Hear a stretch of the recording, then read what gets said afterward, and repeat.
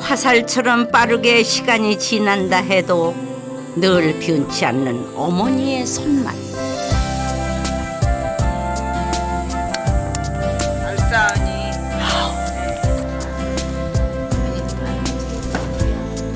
여인의 손끝에서 예술의 형상이 피어나고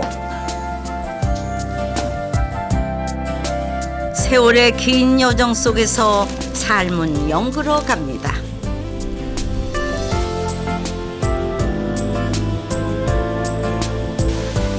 백두대간의 끝자락 호남정맥의 품속,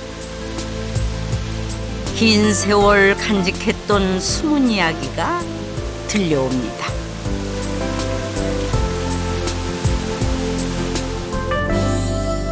섬진강 맑은 물이 생명의 맛을 키워내는 곳 순창입니다.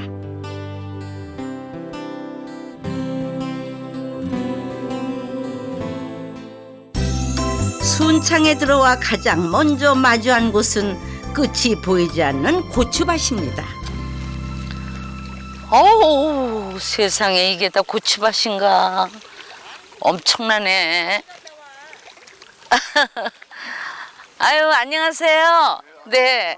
지금 이제 뭐 하고 계신 거예요? 지신 메고 있어요.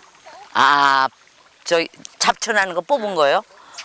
오, 근데 이게 굉장히 엄청나게 크네요. 네, 많이 있어요. 이게 한 배미가 8마지기예요. 그러면 이게 전부. 저희가 꼬치 농사를 23마지기 있어요. 그럼 저 끝서부터 저기까지 이 너른 저 평야까지가 이게 다 고추예요? 예. 다 고추예요.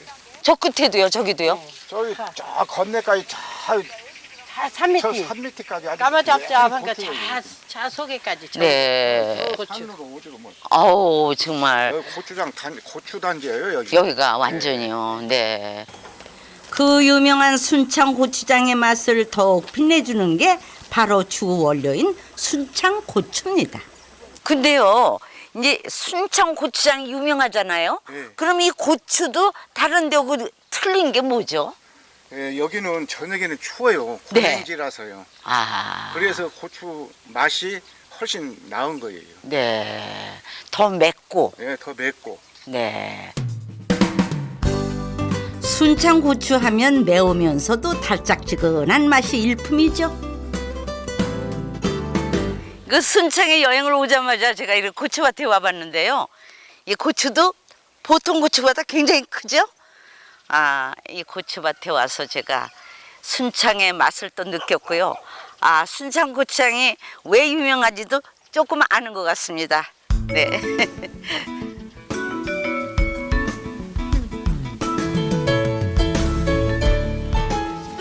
고추장의 고향에 왔으니 고추장 명가를 찾아봐야겠죠?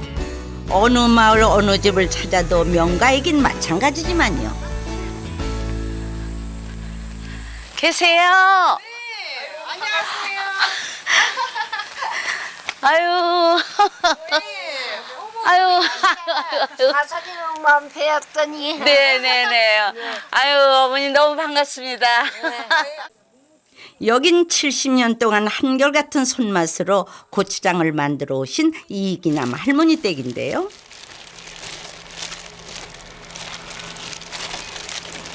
고추장 담그는 철이 아닌 여름에는 이렇게 고추장으로 양념을 한 깻잎이나 각종 장아찌 반찬을 만듭니다.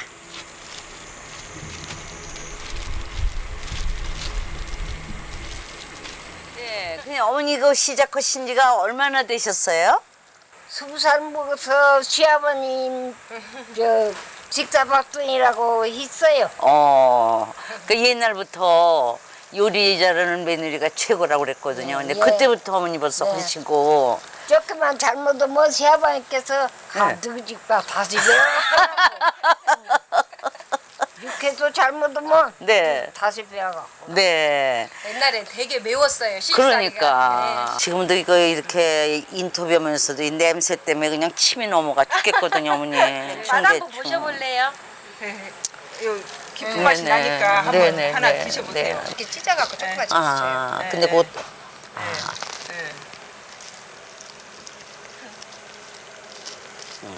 깊은 맛이 난가요? 우리 보통 저는 집에서도 그렇고 이제 음식점에 가면 반찬 시원 차릴 때 이거 깻잎 이거 해서 먹는데 그 맛하고 틀려요. 그러셔요? 양념에 묘미가 있는 것 같아요. 옛날 빨간 고추장만큼이나 매운 시집살이 속에서 할머니의 손맛은 더욱 깊어졌겠지요.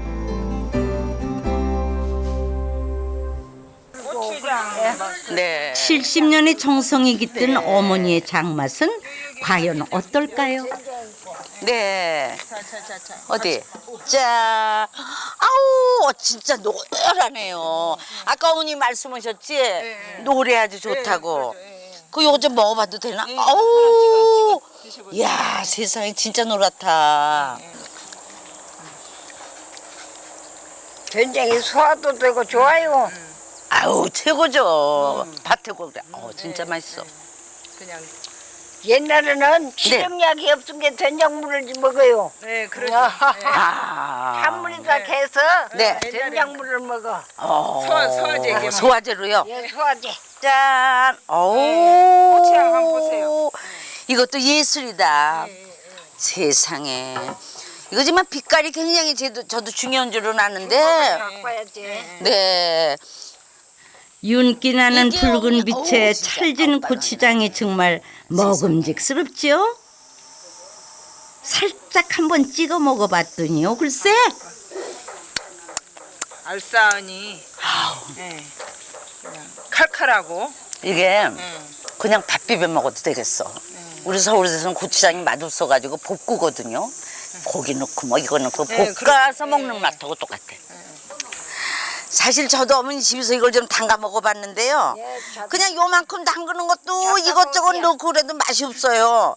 근데 어머니 이건 어떻게 담가요? 이렇게 맛있어요?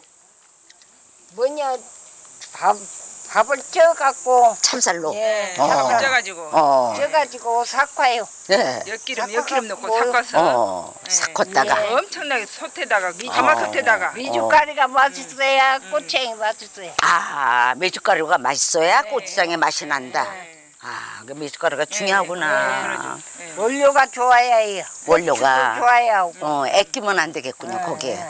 메주가루가 좋아야 되고, 고추도 맛있는 고추가. 고추를 해야 되고, 순창고추. 특금을 사야 하고. 특급으로. 그래야 이 맛이 나오지. 안 네. 나와요. 아무나 따라 할 수 없는 깊은 맛. 순창 고추장의 더 오래된 이야기가 궁금해집니다.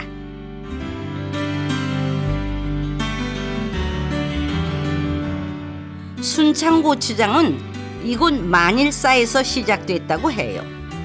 말하자면 순창 고추장의 시원지죠.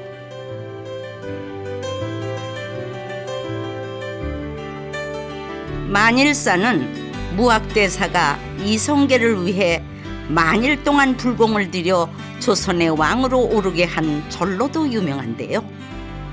어떻게 순창 고추장의 시원지가 됐을까요? 여기가 지금 순창고추장의 시원지 전시관이라는 곳이 이곳에 지어져 있지만 순창고추장을 만일사에서 처음으로 담았다는 것이 아니고 순창고추장이 만일사로 인해서 유명해지게 되었다라는 것인데 왕위에 오르기 전 태조 이성계는 만일사를 방문한 적이 있었는데요. 그때 우연히 아랫마을에서 고추장이라는 것을 처음 먹어보게 됐답니다. 그 순창고추장을 맛을 봄으로 해가지고 그 어떤 산의 진미보다도 맛있는 순창고추장을 먹고 그것을 이제 잊지 못하고 있다가 임금이 되고 난 뒤에 순창고추장을 임금께 진상하라라고 하는 그런 데에서 이게 순창고추장이 유명해지게 되었는데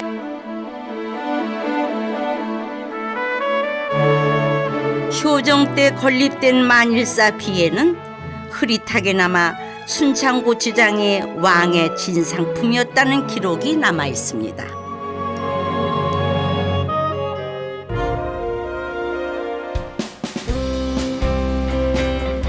순창 고추장은 600여 년이 지나며 다양한 맛으로 거듭났습니다. 40여 가구의 고추장 마을엔 집집마다 고추장 명인들이 살고 있습니다. 각지에 흩어져 살던 명인들이 한 마을에 모여 함께 순창 고추장의 전통을 이어가고 있는 거죠. 순창 전통 고추장 기능인 1호, 문정희 할머니 댁의 고추장 맛 한번 보실까요? 찰지면서도 짜지 않고 진하면서도 맵지 않은 맛이 특징인데요. 7대째 내려오고 있다는 할머니의 비법을 살짝 알려주십니다. 이 고추장을요, 담아가지고 한 6개월 이내에 팔면은 더 매우고 맛이 없고, 또 6개월 이상 1년 내지 2년 동안을 발효를 시키면은 고추장을 매우면서도 매운맛이 없고, 먹을 때 매웁지 않고, 또 고추장이 그렇게 발효를 시킴으로써 달콤한 맛이 나와요. 말 한마디에 담기엔 너무나 깊은 맛.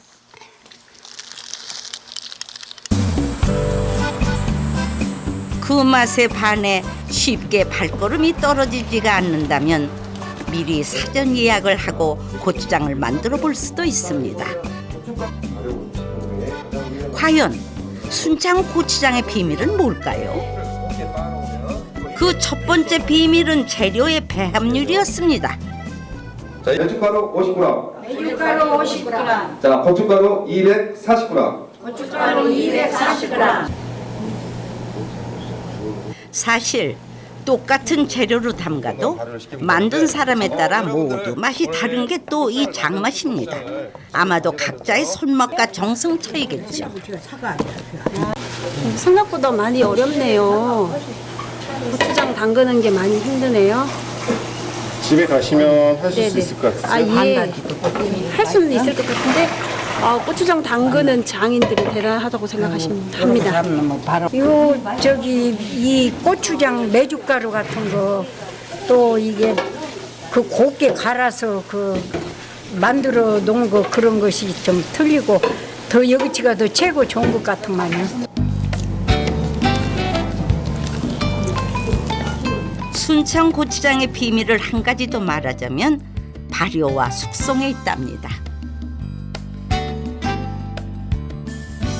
순창은 유산균의 번식 속도가 느린 겨울에 담는 특징이 있습니다. 그렇기 때문에 순창 고추장은 만들고 난 후에도 훨씬 숙성된 감칠맛 그리고 혀끝에 감도는 은은한 향이 타 지방의 고추장에 비해서 훨씬 더 뛰어납니다.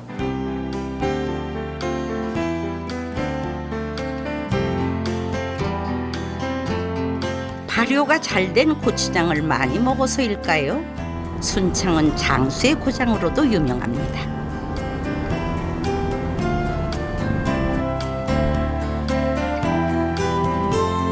장수 인구의 비율이 가장 높다는 순창에선 논밭 맨마지기쯤은 혼자 거뜬히 농사짓는 어르신이 많습니다. 예. 아홉이면 일흔아홉. 내 머리가 80이야. 아이고 나 이제 77인께 아직 벌써요 우리 장수라는 말 붙이기는. 순창에서 70대면 그야말로 한창 청년이라는 말씀이십니다. 그렇다면 진짜 어르신을 찾아뵈러 장수마을로 가볼까요? 아이고 안녕들 하세요. 아이고 반갑습니다. 네네네. 네 어머니들 여기 다 계시네. 네네. 텔레비 나오시냐? 네네네. 아유. 네네. 아유 저도 좀 어떻게 건강하게 오래 살까고요. 배우러 왔습니다. 저기 연세 제일 많으신 어르신이 여기 계신가요? 예, 그 할머니. 네. 할머니. 백수를 목전에 앞둔 김양님 할머니십니다. 올해. 제일 건강하게 사는 게 어떻게 하면 건강하게 사는 것 같아요, 어머니? 건강하기를 바라면 그렇게 건강하디. 네. 그냥 벌로 그냥 되는 대로 먹고 되는 대로 자고 그런 게로 이렇게 건강하지. 네. 기분 나빠도요? 기분이 안 좋을 때도 있을 거 아니에요? 기분 안 좋은 거 좀 내가 이해하면 기분이 편해진가요? 매사를 긍정적으로 받아들이는 단순함이 장수의 첫 번째 비결이었습니다. 그럼 어디 저 선생님들 연세 한번 여쭤볼까요? 나는 야달이요. 7, 8. 7, 8. 나보다 4살 우에. 여기도 7, 8. 여기 똑같아. 갑자기. 똑같아. 갑장이시고. 선생님은요? 88. 네? 잘 모르. 88은 게 88. 88 올림픽 때 88이에요? 저는요. 네. 막내인 게 막내값으로 술 한잔 딴 나이. 제가 그냥 막내네. 술 한잔 딴. 예. 막내네. 방송국에서는요 내가 나이가 제일 많아갖고요 젊은 분들한테는 괄시를 좀 많이 받거든요. 근데 여기서는 또 제일 후배니까는 너무 기분이 좋으네요. 오라버님께 그럼 한 잔 올리겠습니다. 네네네네네네. 네, 더 장수하시고 건강하시고요. 좋은 일만 있으시고 네 건강하십시오 오빠. 어디로 가. 덕담이 오가는 사이 자연스럽게 흥에 겨워 노랫가락이 흘러나옵니다. 어머머머. 80세의 저승사자가 날 부르러 오거든. 아직도 할 일 많아서 못 간다고 하여라. 90세의 저승사자가 날 부르러 오거든. 아직도 배울 거 많아서 못 간다고 하여라. 100세의 저승사자가 날 부르러 오거든. 여기가 극락이라서 못 간다고 하여라. 모처럼 인생 선배님들과 함께 보낸 즐거운 시간이었습니다.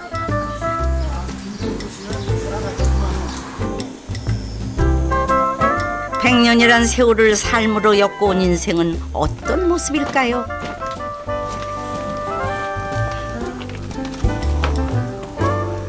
이웃마을 박금슬 할머니께 여쭤봅니다. 할머니, 안녕하세요. 할머니. 예. 연세가 어떻게 되세요? 나요? 예. 부끄럽게 가르치지도 못해요. 왜요? 아, 100살이 넘으시니까 부끄러워. 안 죽은 게 할 수가 없어. 100세가 넘으셨어요. 넘었더라고.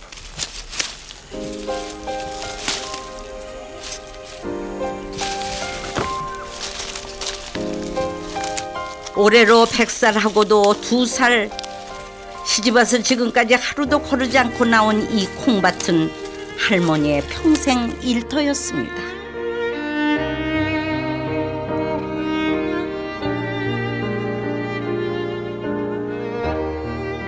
콩따부야?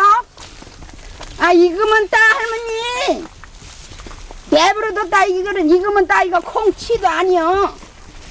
콩치도 아는 게 익으면 따라고. 콩치도 아니여. 모지에는 채우라고. 모지에는 채우라고. 뭐지? 요런 놈은 괜찮아? 아, 이렇게 있다. 응. 이렇게 있다도 알고 90원 나왔어. 할머니 보시면 어떠세요? 평소에 이렇게 100세가 넘으셨는데. 이 할머니 정정하셔. 누가 100세 넘었다고 고지도 안 듣지. 일을 항상 이렇게 많이 하세요? 예. 지금은 작게 하는 편이요. 얼마나 일을 많이 했다고. 이런 걸로 뭐 맹짤 놓고 그런 것은 아닌가 봐. 수십 년째 매일 아침 7시면 어김없이 볼 수 있는 할머니의 모습입니다. 할머니에게 밭일은 이제 생계가 아닌 생존의 힘인지도 모릅니다.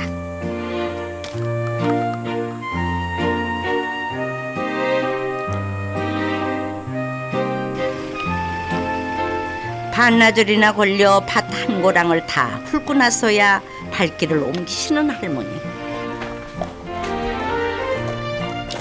집에 돌아와 보니 뒤뜰에 선 손자가 홀로 복분자를 따고 있네요.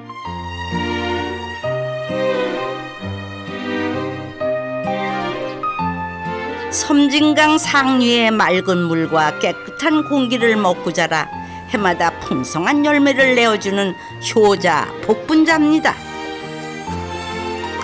그런데 반나절 콩을 따고 돌아오신 할머니가 쉴 틈도 없이 또 복분자 밭으로 따라 들어가셨습니다.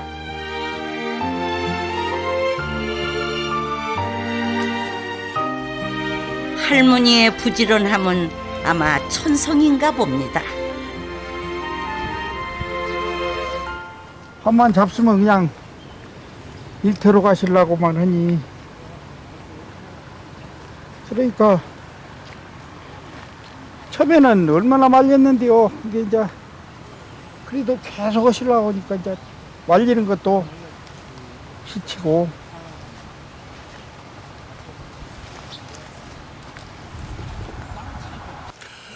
나빠요.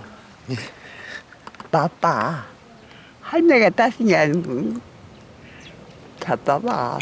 달고 만나야. 예.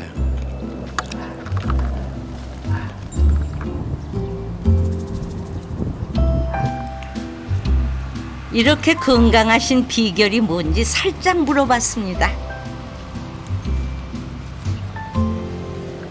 오래 산 게 이런 것을 먹어 산 게 오래 산가? 이거 먹어서 오래 사시는 것 같아요? 몰라요.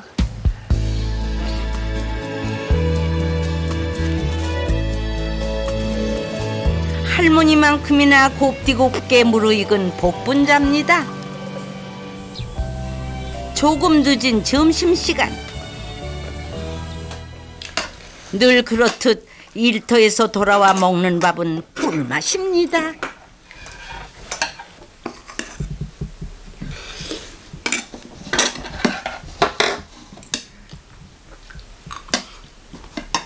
응, 담거라. 그런 게 뭐지라도 꼼지락꼼지락하지. 밥은 뭐. 소식으로 세끼 식사는 꼭 챙기신다는 할머니. 식사 후에는 후식으로 드시는 특별한 물도 있다네요. 복분자 끓인 물이네요.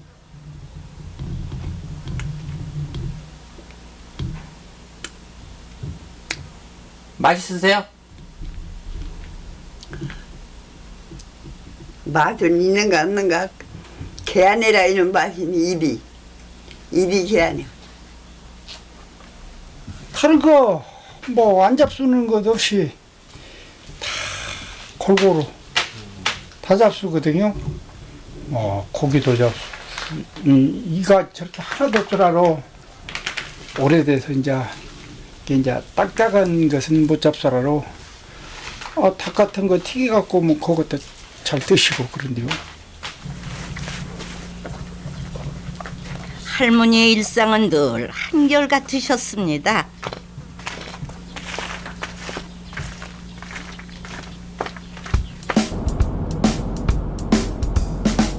장수의 중심지가 되고 있는 순창에는 보다 체계적으로 장수 연구를 하는 연구소도 있습니다.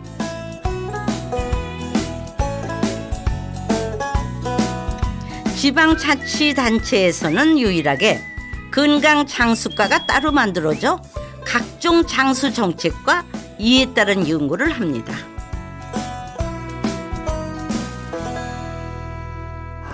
자, 그 상태에서 고관절을 푹 쥐어봐. 섹시하게 쭉쭉. 어르신들을 대상으로 각종 노후 설계나 건강 유지 프로그램도 운영하는데요. 순창군뿐만 아니라 전국의 노인들도 자유롭게 참여할 수 있다는군요. 고관절하고 허리가 좋아집니다. 자, 이번에는 양손을 머리를 깍지합니다. 자, 양손 머리 깍지 하시고요. 양손을 천장으로 쭉 밀어보세요. 자신의 몸 상태를 정확하게 아는 것도 노후를 건강하게 유지하는 방법이라고 합니다. 하나, 둘. 이녀들 끼를 들었어요. (72세) 저 전원주도 기초 체력을 한번 측정해 봤습니다. 신체 발달은 전반적으로 양호하시고 특히 오른쪽 부분이 몸 전체 균형에 있어서 조금 더 강인하게 나왔습니다. 왼쪽 운동을 더 많이 하셔야 할 것 같습니다. 예.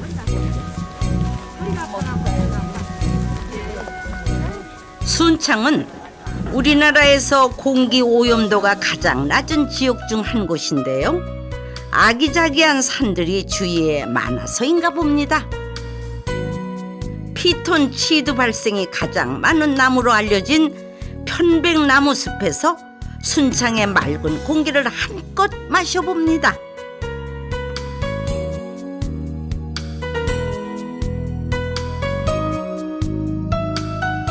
새소리 바람소리에 몸을 맡긴 채 무거운 마음을 내려놓자니 어느새 새 속에 찌들었던 스트레스도 날아가는 것 같습니다.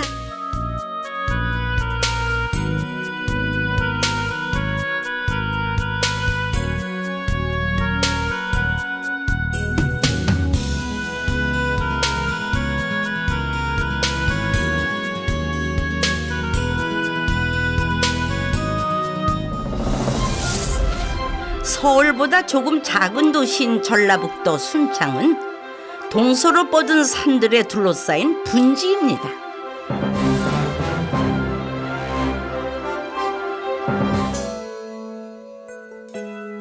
순창 주변의 산간지대 사이사이에서 흘러나온 계곡물은 한데로 모여들어 섬진강 상류를 이루는데요. 그 중에서도 순창의 장군목은 가장 경치가 빼어난 곳으로 알려져 있습니다.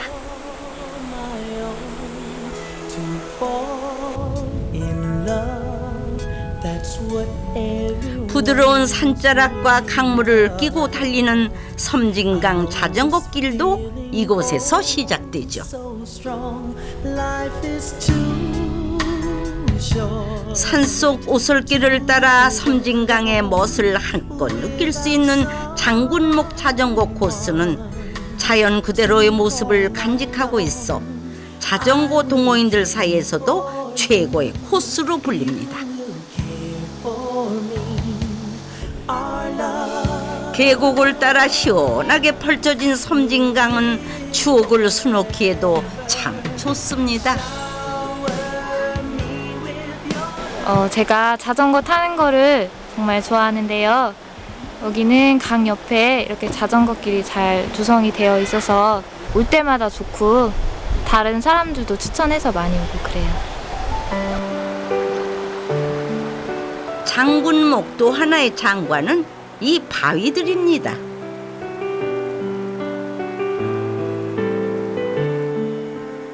수만 년 동안 거센 물살이 깎아내어 둥글둥글해진 바위들은 자연이 만들어낸 조각들이죠.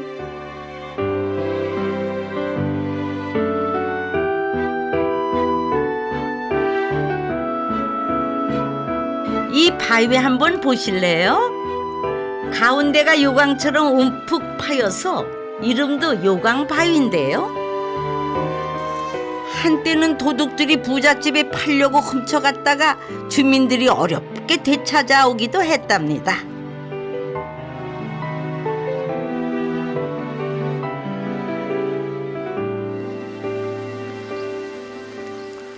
물 좋고 산세 좋은 섬진강변을 걷다가 독특한 가게를 발견했습니다. 양심 가게라는 자그마한 공간에 들어섰는데요.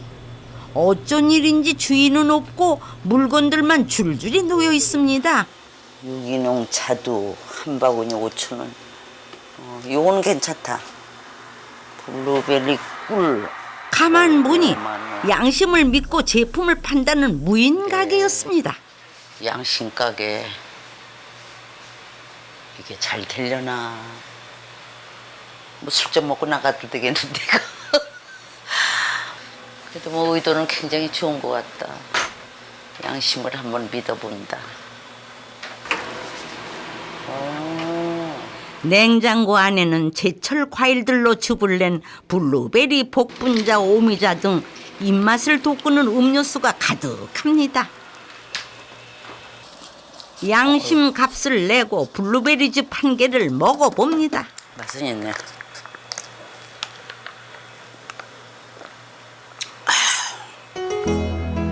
우연히 마주친 가게에서 훈훈한 인심에 감동한 사람은 저뿐만이 아니더군요.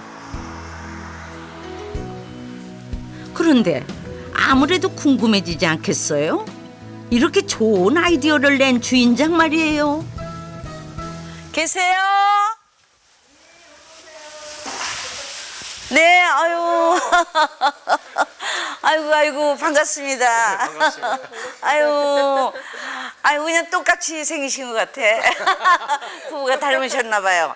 그래서 지금 제가 양심가게 거기 들러왔는데, 양심가게 하시나요? 예. 그걸 어떻게 하시게 되셨나요? 농사를 친환경으로 짓는데요. 네. 농사를 따뜻해. 짓는 동안에 도시민들하고 이렇게 직거래를 많이 해요. 네. 제가 생산한 것을 전부 네. 직거래를 하는데 그분들이 잘 안 믿어줘요. 네. 제가 먼저 어떤 양심을 보이는 어떤 조망을 좀 만들어보자 이런 생각이 들어서 네. 그래서 이제 그 아이디어를 생각을 해가지고 양심 가게를 시작을 하게 됐거든요. 네. 진짜 잘 내고 갔던가요? 좀 그게 제일 궁금하거든요. 네. 네. 그냥 가시는 분들 계시죠. 그냥 가시는 분들도 여기에 이런 순창에 이런 것이 있다. 좋은 것이 있다. 양심을 이렇게 네. 스스로 내보이고 양심을 판매하는 이런 것이 있다라는 것을 그분들도 아시니까. 그럼요. 그냥 가셔도 괜찮아요. 그러니까 우리 마음이 좀 양심을 가지고 살아야 되기 때문에 예. 저건 생각 잘 하신 것 같아요. 양심 가게에 내놓은 것들은 모두 토박이 농사꾼 이상문 씨가 정성껏 재배한 농작물입니다. 요즘은 블루베리 철인데요. 고냉진 쌍치면은 일교차도 커서 블루베리 농사가 그렇게 잘 된다고 합니다.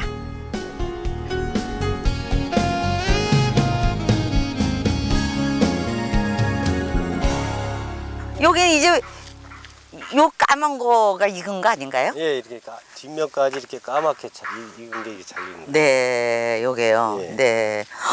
어머, 그거 엄청 크다. 네. 한번 드셔보세요. 네.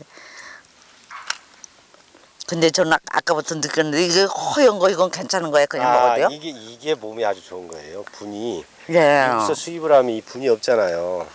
아, 요 하얀 게 예, 좀. 하얀 분. 이게 아주 그 껍질하고 이 하얀 분이 우리 몸에 아주 좋다. 블루베리에 붙어있는 하얀 가루는 과분인데요. 품종에 따라서는 이 분이 많을수록 당도가 높다고 합니다. 이제 선생님도 네. 한번 따보시죠. 네네. 직접 체험을 한번 해보시고 오늘 네. 따신 거 그 절반은 선생님 드릴게요. 일당으로. 딴 거에 절반이요? 예, 예. 많이 따세요. 네, 그럼 한번 열심히 따보겠습니다. 예, 한번 따보세요. 이쪽으로. 네네네. 여기 많이 달리는 데로 갈까요? 여기도 있는데 있기는. 세계 10대 푸드 중 하나일 정도로 귀한 이 블루베리를 선뜻 주신다니 양심 가게 사장님 인심도 후하십니다. 이 순창에 블루베리가 유명하다고 들었거든요. 예, 유명하죠. 네, 왜 유명하죠? 그 순창의 전국에서 네.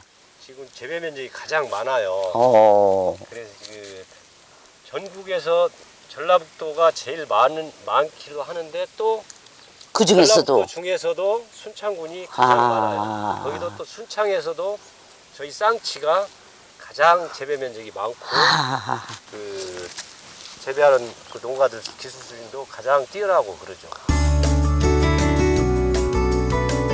하늘이 선물한 자연 환경에 정성과 양심까지 더했으니 열매들도 예쁘게 맺힐 수밖에요.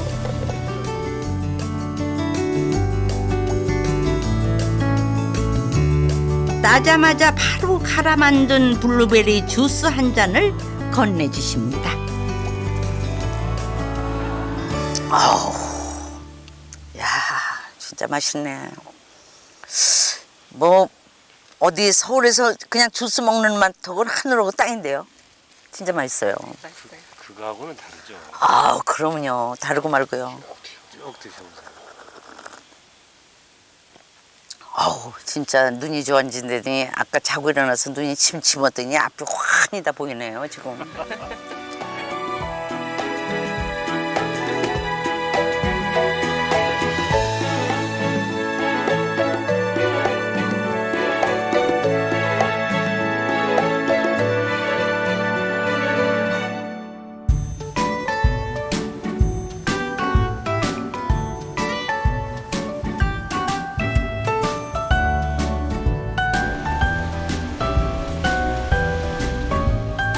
순창읍에는 아직도 100년 전통의 순창 오일장이 섭니다.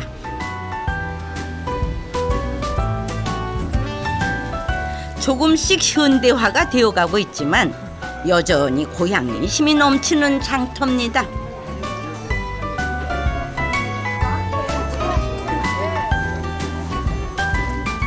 순창장에는 여느 시장에선 볼 수 없는 특별한 인기 품목이 하나 있습니다.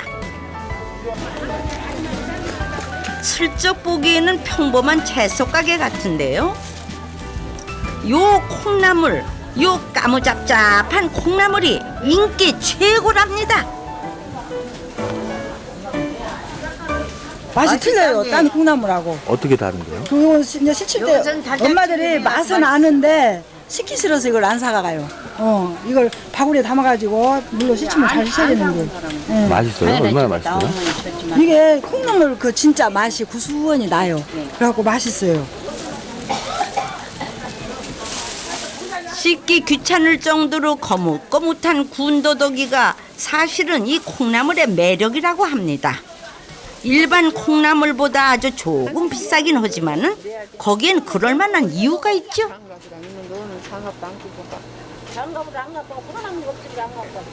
재놔서 키웠잖아요. 이름이 뭔데요? 제콩나물. 제콩나물. 제콩나물이야.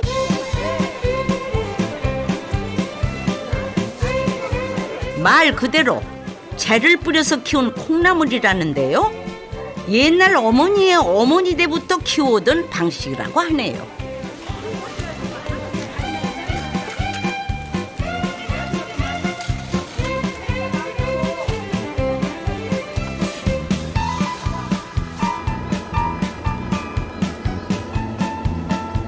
도대체 어떻게 키우는 건지 아주머니 댁에 직접 따라가 봤습니다.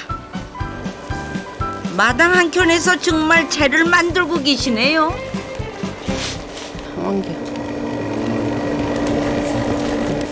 집이 없어. 집 아니면 요 왕개로 해야지. 안 돼. 딴 거는.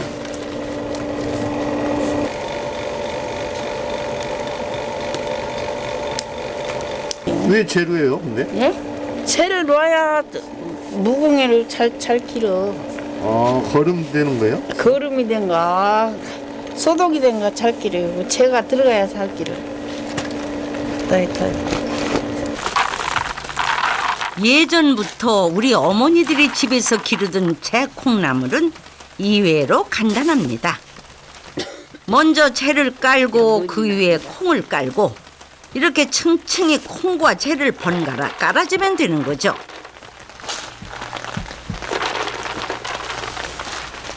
누구한테 배웠어요, 이거는? 우리 어머니한테 배우지 누구한테 배워. 옛날부터 이렇게 해왔던 거예요? 옛날에 이제 그때는 이제 먹으려고 조금씩 했지. 채도 채지만 직접 기른 콩이라야 제맛이라지요.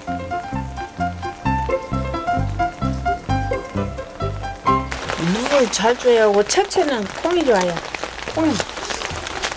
콩이 좋아야 잘 제 콩이 안 좋으면 안 기려. 적당히 물을 주고 콩이 움표처럼 자랄 때쯤이면 무공에는 말할 것도 없고 고소한 맛이 일품인 제 콩나물이 되는 겁니다. 오래전 고향집 방 한 구석에는 을의 콩나물 시루가 차지하고 있었죠. 그 그 추억이 새록새록합니다. 돌아보면은 옛날 우리 어머니들은 소박한 유산을 참으로 많이 물려주셨습니다. 아우 수고들 하시네요. 아니 뭘 이렇게 열심히 넣으시는 거예요? 네네. 아유 수고해요. 언니 지금 뭐 하시는 거예요 이거? 지금 여기 송화길지 넣고 있습니다. 어우 세상에 이거 손수 다 이거 놓으시는 거예요? 그러면요 저희는 기계수로 안 하고 손수로 직접 하고 있습니다. 아 손으로요? 네네. 근데 제가 듣기에는 이거 순창의 자수가 굉장히 유명하다고 들었거든요. 그러면요 순창 자수하면은 순창은 그러거든요. 네. 그래서 지금 옛날부터 우리 임금님께 그 흉배를 진상했던 진상을 해가지고 순창 자수가 유명했는데 요즘 많이 불경기시잖아요. 그러니까요. 그래가지고 옛날에는 순창 하면은 모든 처녀들이 자수를 놨는데 지금은 조금 세상이 어떻게 많이 변했는데 그러니까. 기계화 돼가지고 그러니까, 이렇게 술을 놓은 사람이 몇 명 없어요. 사실 이게 좋은데 그러면 자수는 바깥 활동이 드물었던 옛날 여성들이 만들어낸 규방 예술입니다.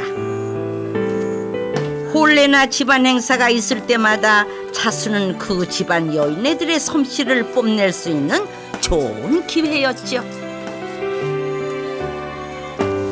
요즘은 이렇게 한 땀 한 땀 정성 들여 술을 놓는 여인의 모습은 보기 힘들지만 옛부터 전통 자수는 작은 소품에서부터 장롱까지 다양하게 활용돼 왔습니다. 특히 조선시대 순창 자수는 임금의 흉배를 진상할 정도로 솜씨를 인정받았죠.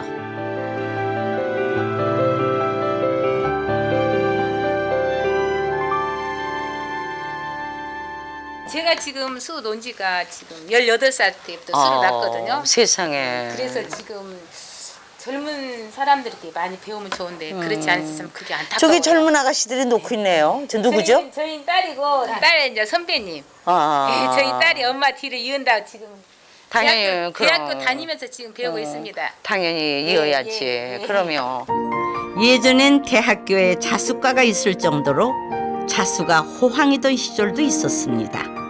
수틀 앞에 다소곳이 앉아 술을 놓는 처녀들의 모습을 쉽게 볼 수 있었죠.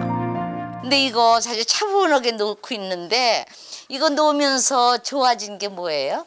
정말 차분해졌어요. 제 성격이 많이 차분한 성격이 아닌데 이걸 놀면서 정말 차분해졌어요. 정말 불같은 성격이었는데 많이 차분해지고 생각도 혼자 많이 하게 되더라고요.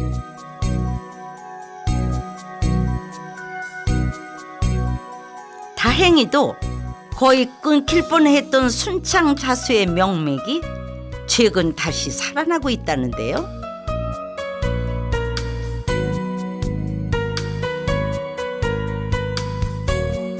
순창의 규방 문화가 사라져가는 것을 안타까워하던 기능인들이 힘을 모아 자수 교육을 시작한 거죠.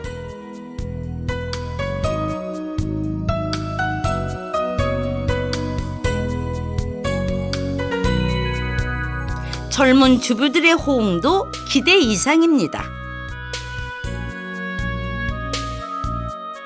나름대로 굉장히 이렇게 마음이 여유로워지고 무리하고 뭐 그런 지친 시간을 잘 활용할 수 있어서 너무 좋습니다. 규방 예술의 꽃 전통 자수가 순창을 중심으로 다시 부활하길 기대해 봅니다. 순창 사람들에게 전통은 과거가 아닌 현재입니다. 섬진강변에 고즈넉하게 자리 잡은 훈몽제. 훈몽제는 조선시대 퇴계 이황과 쌍벽을 이루던 호남의 유학자 하서 김인후 선생이 후학을 양성하던 곳입니다. 수백 년이 지난 지금도 우리의 삶 속에 자연스럽게 연결돼 있습니다. 한문과 유학을 공부하는 학생으로 늘 북적이는 훈몽제에는 훈장이신 산장님의 가르침에 따라 아침 저녁으로 글 읽는 소리가 끊이지 않습니다. 소학과 대학뿐 아니라 예절과 인성 공부까지 겸하는 강학당이지요.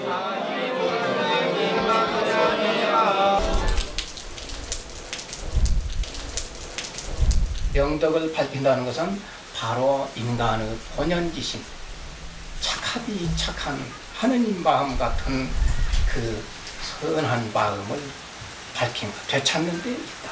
이것이 바로 수신 공부입니다. 방학 내내 기숙하며 공부하는 학생도 많지만 다시 한번 자신의 삶의 길을 찾고자 하는 일반인의 발걸음도 꾸준합니다. 사람이 사람마다 걸어가야 할 길이 아버지는 아버지 길을 걸어가야 되고 아들은 아들 길을 걸어가야 되지 않습니까? 남편은 남편 길을 걸어가야 되고 부인은 부인 길을 걸어야 되는데 그것이 바로 인륜이에요. 사람이 지켜야 할 질서입니다.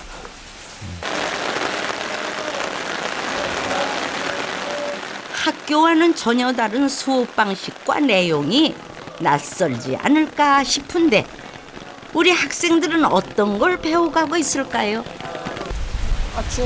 아침 저녁으로 선생님께 문안 인사 드리면서 읍이라는 것도 알게 되고 그저께 공부하면서 성어 중이면 형어회라는 구절이 있는데 내 마음속에서 진실이 하면은 그것이 다른 사람이 볼 때 바깥에서 드러난다라는 구절이 있는데 그 대목을 보면서 여기서 공부뿐만이 아니라 많은 예절을 배워서 안으로 덕을 쌓아서 다른 사람이 보았을 때 제가 일부러 드러내지 않아도 저절로 드러날 수 있도록 공부를 해야겠다라고 생각했습니다.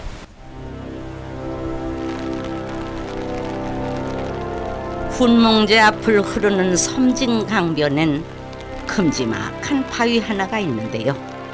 바로 이 바위에서 송강 정철 선생이 대학을 배웠다고 합니다.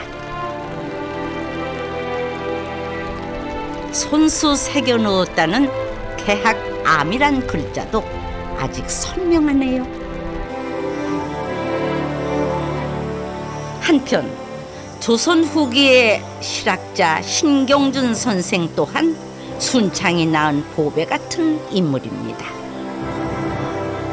신숙주 동생인 신말주의 후손 여암 신경주는 역사와 지리, 국어, 천문, 의학 등 다방면에서 학식을 두루 겸비한 학자였습니다.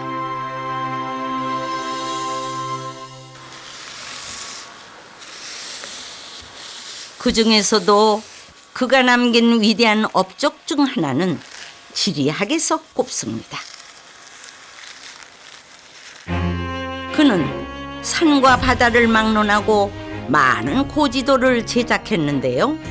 황해도에서 백두산에 이르는 북방 강역도나 해상지도인 강화도 이북 해역도는 대표적인 군사 지도죠. 무엇보다 주목받을 만한 것은 산경표입니다. 산경표는 그림이 아닌 도표로 정리한 우리나라 산의 흐름인데요. 마치 사람의 족보처럼 연결된 독특한 형식의 지리서입니다. 여암 선생의 산경표는 아마 세계적으로도 유례가 없는 특이한 방법으로 만드셨습니다. 산 줄기는 물을 넘지 못하고, 두 번째는 산 줄기는 하나로 되어 있고, 그 다음에 마지막 세 번째는 산은 인간을 나누는데 물은 인간을 모으게끔 되어 있다라고 하는 세 가지 원칙 하에서 이 산경표를 만드셨습니다. 산경표에 따르면 우리나라 산책에는 백두대간을 중심으로 1개의 정간과 13개의 정맥으로 정립됩니다.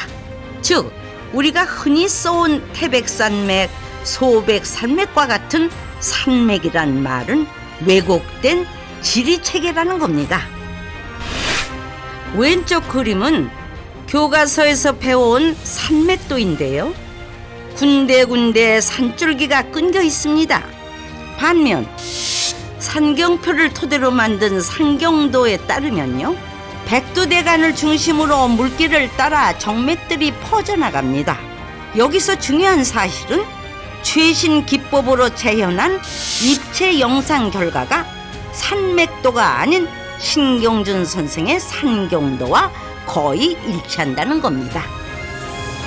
일본의 이 지질학자가 높은 산 위주로 해가지고 이 산맥을 만들었는데, 여암 선생께서는 이 정맥을 만드실 때 저쪽 백두산에서부터 지리산까지 오는데 북한 쪽에는 5개의 정맥을 두셨고, 이쪽 지금 남한 땅에는 9개 정맥을 두셨습니다.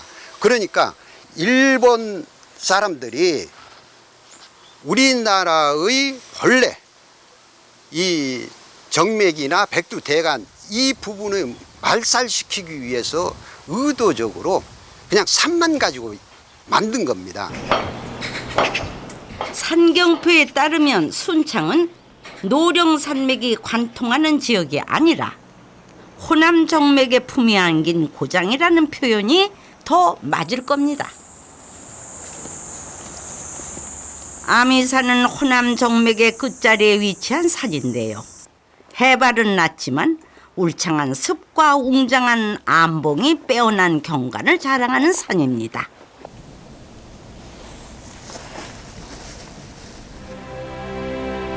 보시다시피 아미산은 순창의 남쪽을 제외한 삼면을 따뜻하게 품고 있는데요.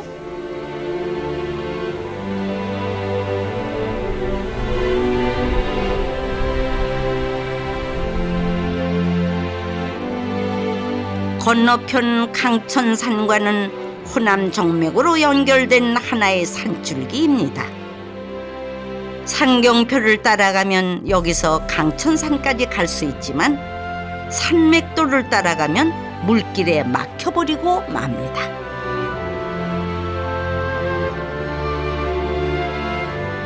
산맥과 다르게 호남 정맥으로 이어진 산줄기는 어떻게 다른지 산경표 속에서 찾아봅니다. 금성 산성으로 나왔는데 산성에서 가장 높은 산이다 해서 산성산이다 그런 얘기죠. 영취산이 있어요. 영취산. 여기에서 쭉 와가지고 우리가 여기에 산경표에 나타나는 게 산성산이 바로 여기 금성 산성으로 표기된 그것입니다. 산경표를 토대로 만든 산경지도를 나침반 삼아 가보니 아미산과 강천산은 하나의 산줄기였습니다. 우리나라 최초로 국립공원으로 지정된 강천산은 곳곳에 빼어난 비경을 품은 아름다운 산입니다. 크고 작은 바위 사이로 폭포가 질비하고 깊은 계곡과 울창한 숲이 산행의 묘미를 더해주죠. 산도 타고 오시는구나. 와, 진짜 좋다. 드디어 호남 정맥을 이어주는 산봉우리들이 한눈에 내려다 보입니다. 내장산과 장흥, 제암산, 광양, 백운산 등이 모두 이 호남 정맥길로 이어지겠지요.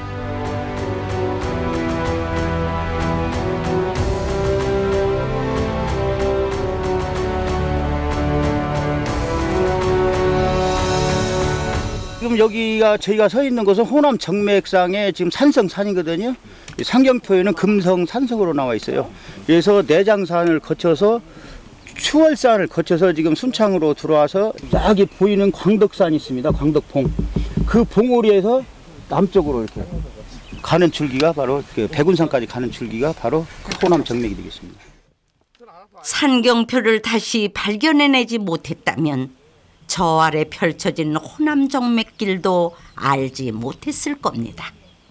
물길에 막혀 따로 떨어진 각각의 산인 줄로만 알았을 테니까요. 일제가 지금 왜곡을 시켰잖아요. 그동안에 시켰지만은 오늘날 항공사진을 찍어보고 해도 정확하다 그런 얘기죠. 상경표만큼은 표로 만들어서 정확하니 했기 때문에 지리인식에 아주 훌륭한 업적을 남겼다. 그리고 우리 민족의 정기와 얼이 담긴 그런 그 지리서이기 때문에 대접을 받는다 그런 얘기죠. 상경표를 따라 다시 내려오는 길은 어쩐지 마음이 홀가분해집니다. 예나 지금이나 산은 언제나 우리를 반가이 맞아주고 또 포근히 안아주겠지요.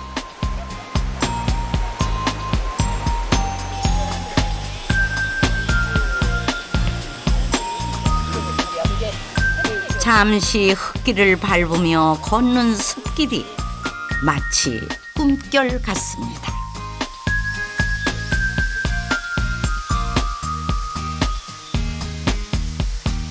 네, 계곡을 끼고 흙길을 쫙 만들어 놨습니다. 저도 여암 신경준 선생님을 생각하면서 흙길을 맨발로 걸어봤는데요. 피곤이 싹 풀리는 것 같네요. 이 순창하면은 몇 가지 맛이 생각이 납니다. 저는 이 소박하다는 맛이 꼭 순창 사람들에게 할 수 있는 말이 아닌가 싶습니다.